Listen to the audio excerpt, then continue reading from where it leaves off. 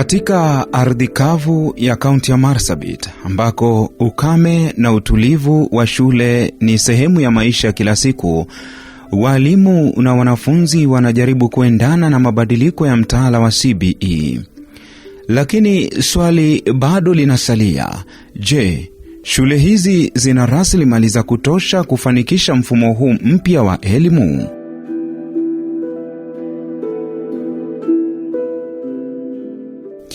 Safari ya makala hii inaanzia mtaa wa Dakabaricha, eneo bunge la Saku, ambapo nakutana na mzazi Rosemary Kule.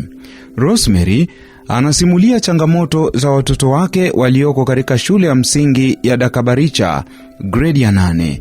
Shule hii ni bora kijijini, lakini ukosefu wa miundombinu na vifaa unaleta giza katika matarajio ya elimu. Niko na watoto CBC. Shuleni madarasa ni ndogo, watoto wako wengi, kwa choo kuna songamano, hakuna lab, hatuna walimu wa science. Huku Marsabit ni tofauti sana na kaunti zingine. Watoto hapa Marsabit wengi hata wajui Bunsen burner ni nini. Juu tuko na watoto wanafaa kufanya mitihani, tunaomba serikali waingilie kati ndio tupate usaidizi. Mita chache kutoka nyumbani kwake nakutana na wazazi wengine ambao wanasema kuwa licha ya kuwekeza kupitia elimu, matumaini yao yanadidimia kutokana na ukosefu wa shule za kutosha na jinsi wanavyouza mifugo yao kufadhili masomo. One secondary school ward mzima. Ya kwanza unakuta walimu ambao wako well trained kufunza junior secondary school wako very few. Ya pili, shule zingine hazina hata laboratory. Shule ziko hapa ambao watoto wanaenda high secondary school ni kama shule 5. Watoto hawa hawajaiona kuona ndani ya lab, hawajui lab iko namna gani na nini iko ndani. Na hawa watoto wangetosha kuona vitu hivi, jinsi watoto ambao wanakaa shule za secondary pande hiyo nyingine. Changamoto ni mingi, walimu ni wachache. Watoto hawa wanategemea wazazi ambao ni wafugaji, mifugo yao imeisha na ukame. Kutokana na kilio cha wazazi hawa, nafululiza katika shule ya msingi ya Dakabaricha ili kupata picha kamili. Hapa nakutana na mazingira tulivu, nyasi iliyokauka na upepo unaovuma kwa kasi.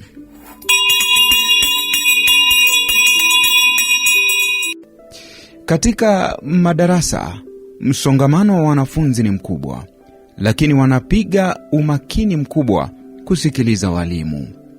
Napiga gumzo na walimu wawili ambao wanalalamikia msukumo wanaopata kuhakikisha wanafunzi wanabobea licha ya rasilimali finyu. Shule kuna changamoto nyingi sana. Kwa mfano, huku shule hiyo haina mahabara. Vyoo vya wanafunzi mara nyingi inakuwa si nzuri, hazina milango na ziko katika hali mbaya. Unakuta mara nyingi wanafunzi wanaenda kichaka kujisaidia. Pia wanafunzi mara nyingi hawakuji shule. Kwa hivyo wakipata hiyo facilities ingekuwa practical oriented system, which by the end of the day itakuwa na manufaa kwa mfunzi. Challenge kubwa ni it is demanding, practically oriented. Kwa hivyo ni kitu ambaye hiyo masomo naenda mpaka nyumbani. Pengine katika darasa la 4 kuna ile tunasema swimming, kuna somo juu ya hiyo. Unaambiwa funza watoto vile ya kuogelea maji. Kweli tuko na maji ya kuogelea Marsabit, hata watu wamekosa kunywa. Hiyo ni changamoto zaidi. Katibu mkuu wa chama cha walimu wa shule za upili na vyuo vya anuai KUPPET tawi la Marsabit, Sar Gargalo, anasema msongamano wa wanafunzi katika darasa moja unathuru utendakazi wa walimu, kwani wanahudumia wanafunzi wengi. So still we have the challenges of the teacher student ratio, mostly at the JSS level. The interns that were there, they are supposed to be confirmed on permanent and pensionable terms, and that will motivate others even to come and do the interns in 1 year and then they are confirmed later. Sar anasema ili kufanikisha mtaala huu ni lazima miundombinu ya pathways 3 iboreshwe. As Marsabit County, we still have challenges of infrastructure. I know we have the buildings that are there, the infrastructures that are there that has been left by the Form 4 in the 844 system. But now the biggest challenge is in one class we'll be having learners taking the social science, another one taking STEM, another one taking the sports science. That means now when these students who are taking the STEMs are having class, probably the social science student will be resting. Daktari Chris Galgalo, mtaalamu wa elimu kutoka kaunti ya Marsabit, na mmoja wa viongozi wa vuguvugu la Nomadic Education, anasema mapungufu ya CBE yameathiri taifa nzima, lakini katika maeneo ya asal hali ni mbaya zaidi. It is a problem all over the country, but worse is in Asal. There is no finance that can support these children, these schools. Challenges of infrastructure, na walimu hawatoshi, so they are trying to put all these with some donors. They are trying now to push the wagon going. Galgalo anabainisha kuwa changamoto kuu ni ukosefu wa ufadhili, miundombinu hafifu na ukosefu ushirikiano kutoka kwa wadau wa elimu. So the problem iko pale mbili. Cha kwanza ni financial support inadequate. Kama serikali inapatia pesa ya kutosha, tutafaulu. Kama walimu wamepelekwa training ya kutosha, tutafaulu. Ya tatu, tukiweka infrastructure, laboratory, what learning materials like books and what have you, tutafaulu. Alafu Ministry of Education, they have quality assurance officers. Lazima wasunguke mashule, waangalie what are the challenges and you correct them. And then the other one, if you make, let me be honest to you, if you make like Kibaki, affirmative action of free primary and secondary, then this country will go to Singapore as our president said. Mkurugenzi wa elimu katika kaunti ya Marsabit, Peter Magiri, anasema licha ya jitihada za serikali kuu, ukosefu wa walimu wa kutosha unadhuru matokeo.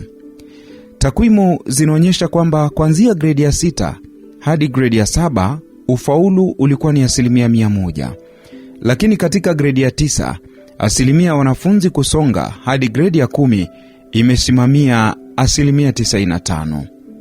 Dhihirisho tosha kwamba ukosefu wa miundombinu ya pathways katika shule za mashinani bado ni changamoto kubwa. We have a challenge also in our senior schools, especially on technical line. Very few schools are offering the pathway of technical subjects because we lack those facilities. We are also finding it a challenge in art and sports because we don't have the sports facilities, the programs that are required. If our leaders come to our head and help us with the necessary facilities, especially for the pathways that we have not registered, it will be good for us.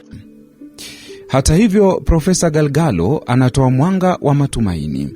Suluhisho ni kuongeza ufahamu wa umuhimu wa masomo, kuweka shule za bweni kwa ushirikiano na viongozi na kuongeza rasilimali za CBE. Mila kama ya Rendile wako na circumcision period or after 10 years or after 5 years, I don't know. That circumcision must be concurring with holiday resolve, not school time. But if it is held during school time, it will affect learning for nomadic children who come from that community. That is a solution. 2, other people like Gabra, Boran and other communities, there used to be what is called a mobile school, where they migrate and then they get education as they are migrating on mobile school learning. So boarding school is also an alternative for these children. So the issue is how to educate these people to take their children to boarding school. So they cannot go outside to do some chores at the expense of education. They are in boarding and they learn very well. And then about the issue of FGM and what have you. So once you sensitize them, you create awareness, the dangers of FGM. Itawasaidia sana hata watoto boresha elimu vizuri. Our leaders must enhance education in this county. We have a lot of bursary. Msikilizaji, katika makala haya, SAR anasema pia ni muhimu kutumia mbinu za teknolojia katika maeneo ya mashinani, hata simu za rukono, kuhakikisha wanafunzi wa mashinani pia wanapata elimu ya CBE kama wengine ambao wanasomea shule za mijini. So I will also appeal to the government that if they could not supply something like the computers and the laptops, now the mobile phones that we have is a good ICT materials. If those ICT materials can be provided even to reserved areas where the learners are getting a lot of challenges in terms of the ICT, then it will improve the performance and the outcome of the CBE. Msikilizaji, elimu ni mwanga unaokabiliana na giza. Tupo katikati ya changamoto, na sasa ni wakati